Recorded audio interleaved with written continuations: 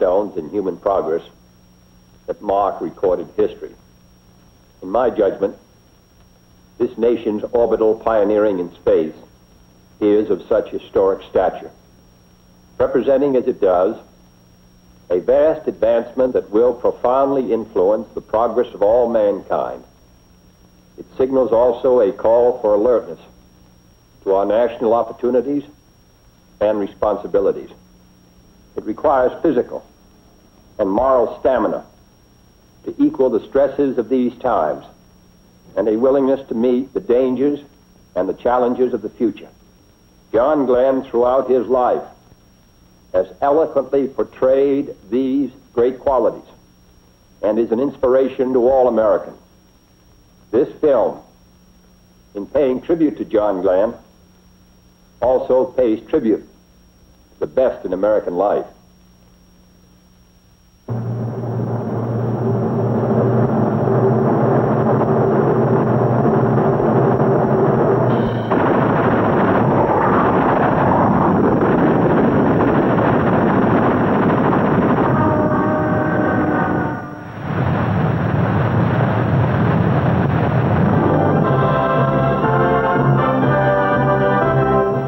Concord, Ohio wasn't on many maps until February 20th, 1962.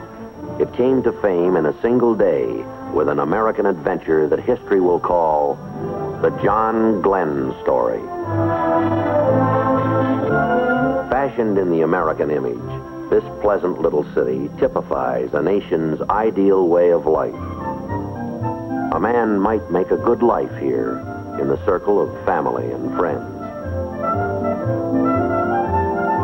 And a boy might let his imagination soar.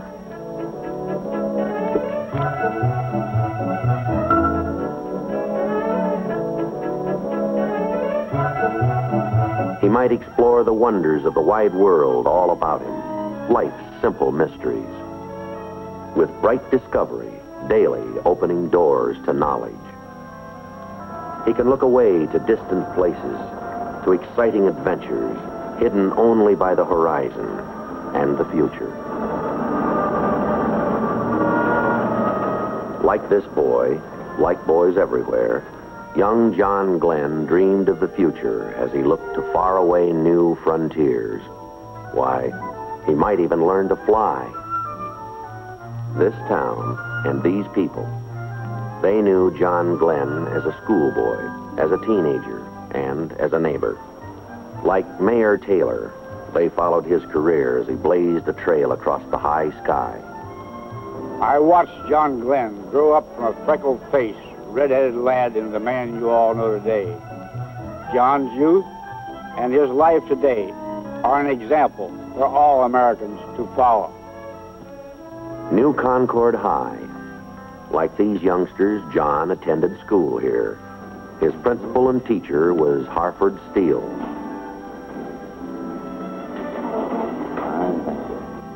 He was an excellent student, and he graduated with honors from our high school.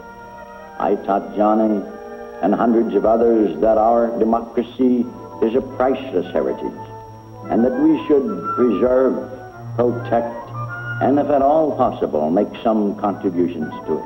He has made a significant contribution in his mission in space.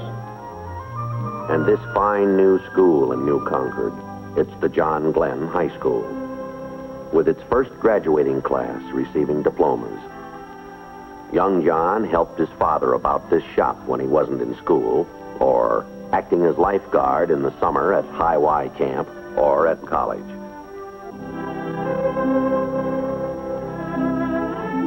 John went on to college at Muskingum, right in New Concord.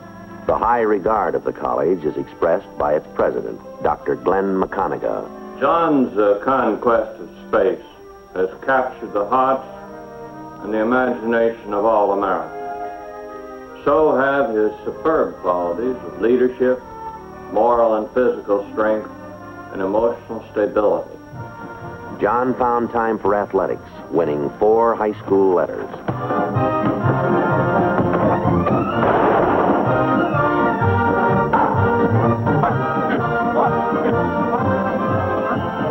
Gingham coach Ed Sherman recalls John Glenn's athletic record. John played football right here on this field. He was captain of his high school team and played center for the college. He has proven the value of teamwork both as an athlete and later as an astronaut. Just like these boys, John took an active part in our physical fitness program. He proved that a good mind and a good body always go together. Campus discussions are inspired by the first orbital flight of an American. I think that John Glenn, by his flight, has given us an opportunity to see that, well, we have a chance to do something for our nation, too. Maybe I'll even go somewhere sometime. We have the same opportunities that he had. Glenn proved by his flight that there are still many frontiers to be explored and conquered. And that just shows how very vital our education is if our future is to be go. Glenn always had a strong spiritual side, as Dr. Charles Moorhead recalls. John Glenn attended Sunday school and services at this church when he was a boy like Randy Bradley here. Let's attend services for a moment at John Glenn's church.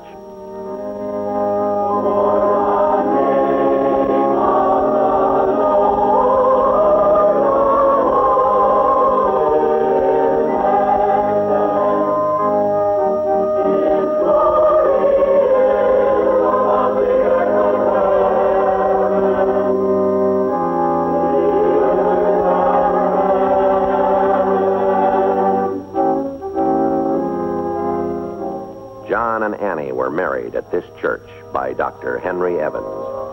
They made a most handsome couple. John in his Marine uniform, Annie a beautiful, happy bride. They both recognized the importance of the spiritual things of life as well as the mental and physical. The trial is also great for those who wait, as recalled by Annie's parents, Homer and Margaret Castor. Johnny's orbital flight was a real test of courage for Annie, too. She was a very brave girl. Annie had complete faith in the space program, just as she had confidence in everything Johnny set out to do. This house was home for John Glenn. John Glenn Sr. and Mrs. Clara Glenn are gratefully proud of their son's accomplishments. John was fully prepared for his orbital flight, as were the other astronauts and the entire team. In a way, John has been preparing all his life for his venture into space. As a small boy, his idea of a holiday was a visit to the airport. And when he grew up, it was no surprise to us when he decided to learn to fly. Flight commanded young John's major interest. He had to learn to fly. World War II interrupted college. He received his first flying lessons from pilot Harry Clever. This is John's flight record with my comment after his first flight, which was eager to learn, relaxed, alert, and good coordination. He certainly has retained these flight qualities right into outer space.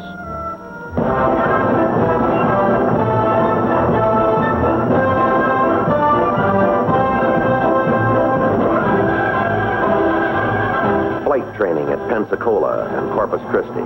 Many aviators have won their wings here. Like these cadets, John went on to Corpus Christi, Texas, to learn about airplanes and navigation, with time also for physical conditioning and sports, and for religious inspiration.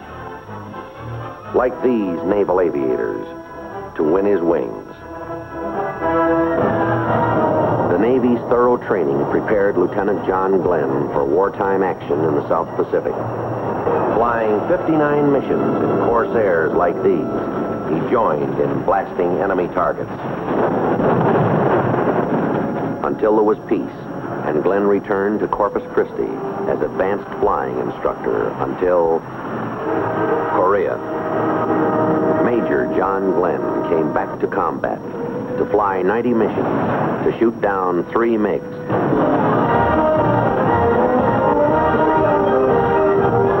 Following Korea, John Glenn came home to flight test the supersonic F-8U Crusader, to flash across the nation, California to New York, setting a supersonic speed record of 3 hours and 23 minutes.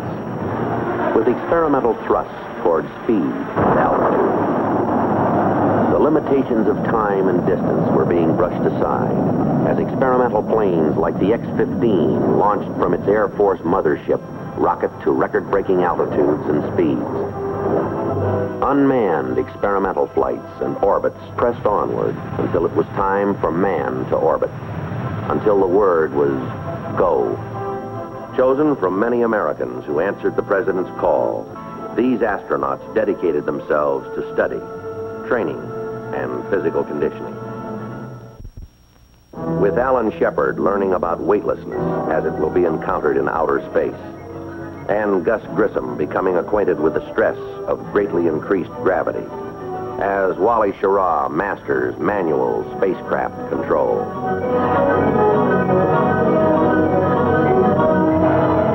3 years of engineering skill and scientific experimentation have gone into this historic Atlas launching. Its component parts have come from countless sources, devised and fabricated by many thousands of technicians in hundreds of United States cities. And this, the motive power, carefully raised to position on its gantry. This, the Atlas, with power to develop 360,000 pounds of thrust, with capability to swiftly lift the spacecraft and its passenger as high as 160 miles, to inject the spacecraft into orbit at 17,500 miles an hour. And now the word is go as the spacecraft is lifted into its position atop the Atlas. This spacecraft, 6 feet across at its widest heat shield end, 10 feet tall, built to withstand heat shield temperatures of 3,000 degrees Fahrenheit as the wind rushes by at more than 15,000 miles an hour.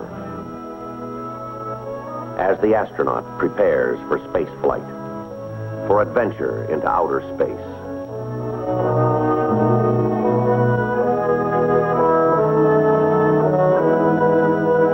Mercury control waits and watches, with the Atlas standing ready to throb into life. Ready. Friendship 7 is ready. And so is John Glenn.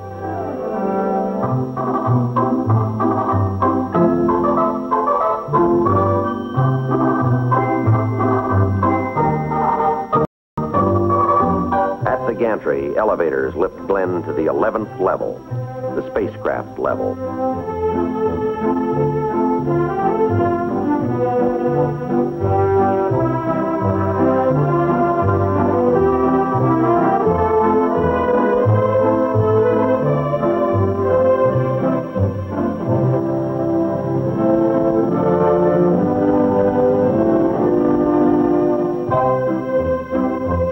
Glenn takes his place in Friendship 7, looking towards the unknown.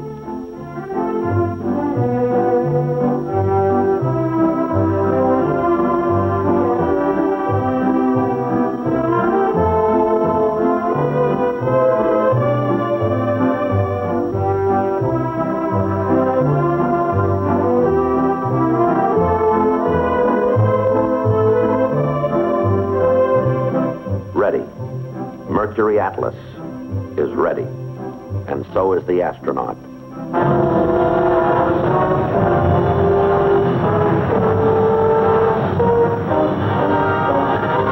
The countdown is underway at Cape Canaveral, as all the world holds its breath and all the world is witness.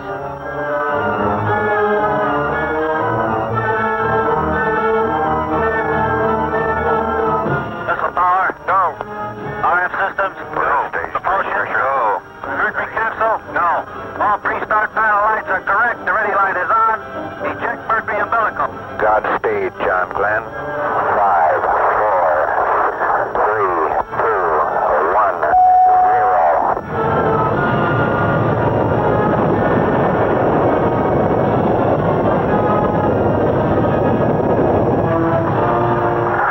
Roger, the clock is operating. We're underway. You're loud and clear. Roger, we're programming and roll okay.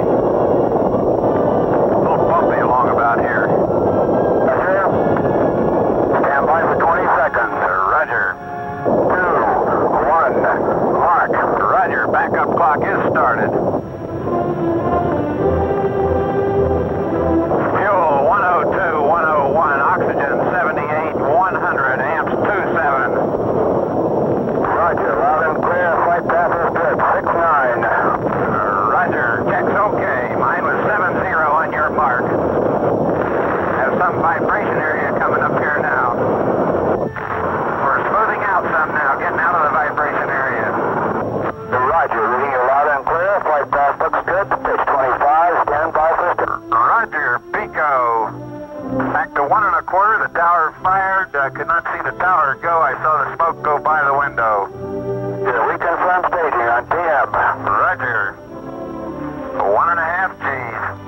Friendship 7, Bermuda has you.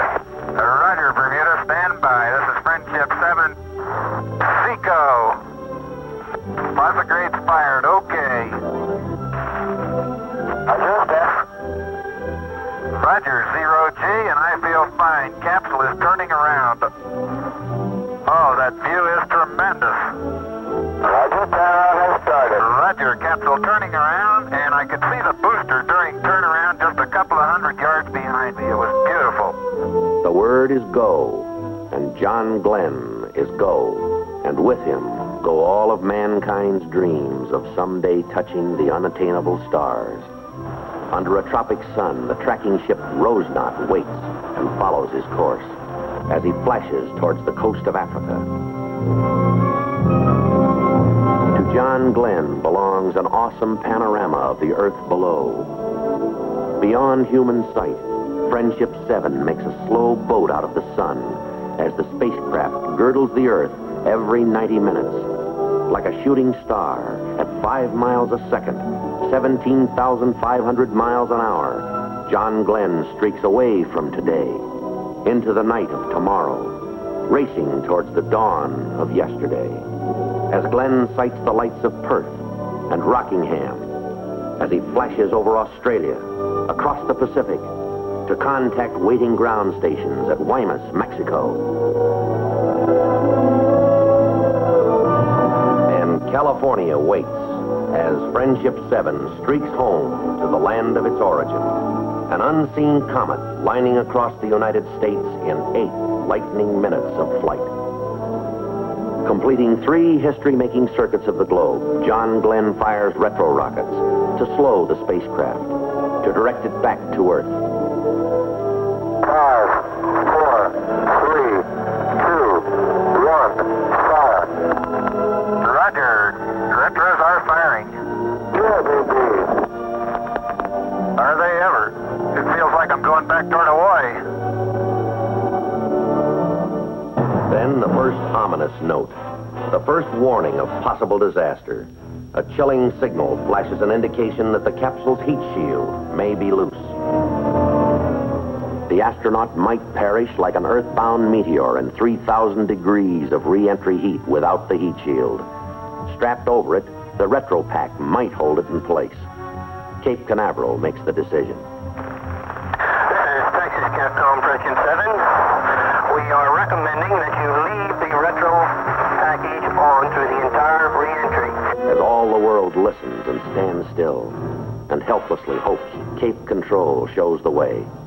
Using fly-by-wire control for re-entry, John Glenn rides his craft through the vastness of space towards the curving globe beneath. As science in its amazing exactness selects the Caribbean from all the oceans of the Earth to receive Friendship 7 as it blazes into the Earth's atmosphere. This is Friendship 7, a real fireball outside. A fireball. The fiberglass surface of the heat shield is starting to oblate, to melt and vaporize as a glowing electrically charged wake streams back to block off communication as the Earth's atmosphere slows the capsule's descent.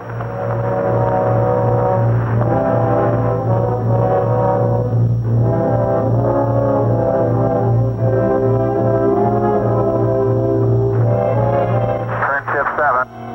Stroke is out.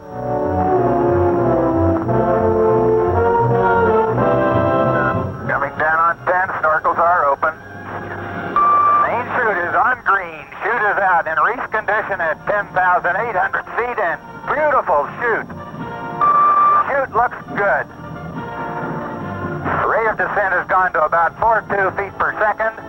The chute looks very good. Hello, Mercury Recovery. This is Friendship 7. Do you receive? Friendship 7, this is Steelhead. Be advised, I have you visually. Roger. What is your estimate on recovery time? Over. Estimated pickup now at 20 minutes. Over. Landing bag is on green. Friendship 7, ready for impact. Almost down. Here we go.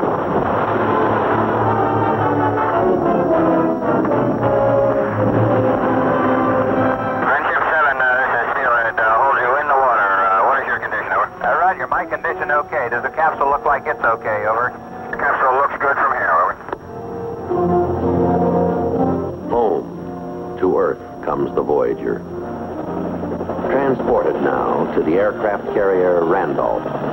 In 4 hours and 56 minutes, John Glenn has streaked through 3 days and 3 nights and over 81,000 miles. Never a journey so far. Never a traveler so welcomed by the world.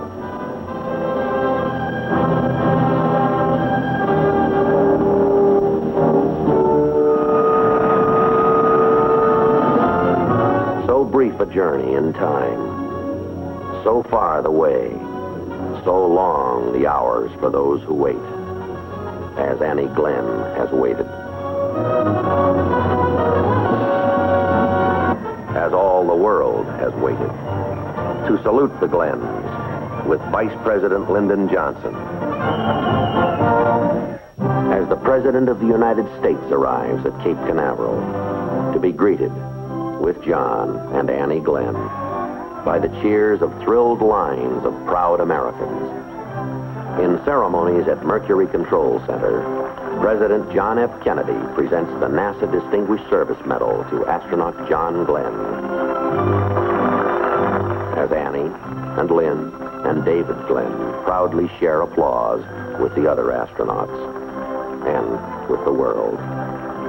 As John's parents learn firsthand about Friendship 7. As does Marine Corps Commandant General David M. Shoup and the President of the United States.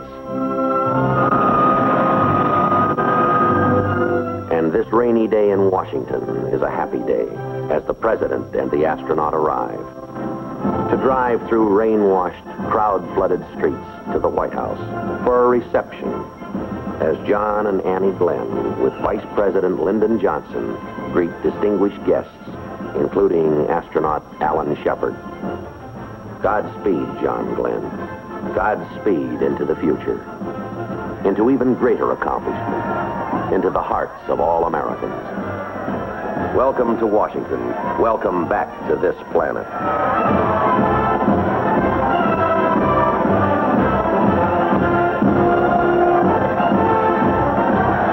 From the nation's capital to the towers of Manhattan to the ticker-tape parade of New York, cheering crowds roar a mighty welcome, shared by all Americans, by free people everywhere.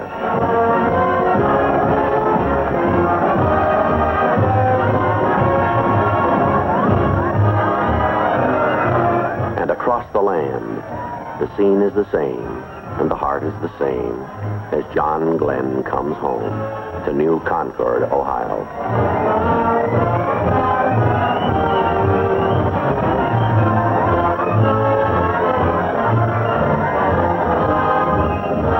At the Capitol, there's an introduction by the Speaker of the House, the Honorable John McCormick. Members of the Congress, it is a privilege, and I deem it a high honor, to present to you a brave and courageous American. A hero in World War II and in the Korean conflict, who recently, in a most notable manner, added glory and prestige to our country, the first United States astronaut to have achieved orbital flight, Lieutenant Colonel John Herschel Glenn, United States Marine Corps. Colonel Glenn.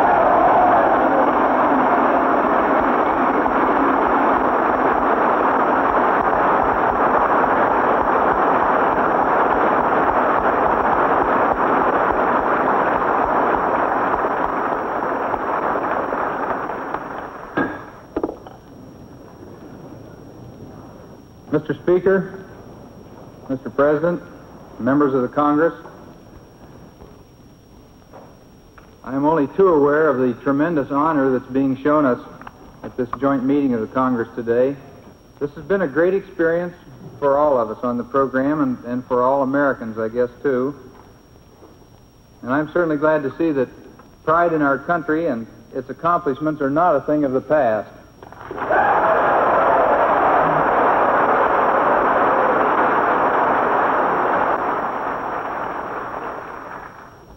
I I know I still get a real hard-to-define feeling down inside when the flag goes by, and I know all of you do, too.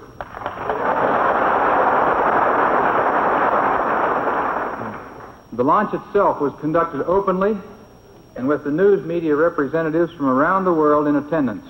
This is certainly in sharp contrast with similar programs conducted elsewhere in the world and elevates the peaceful intent of our program. Today, I know that I seem to be standing alone on this great platform, just as I seem to be alone in the cockpit of the Friendship 7 spacecraft. But I'm not.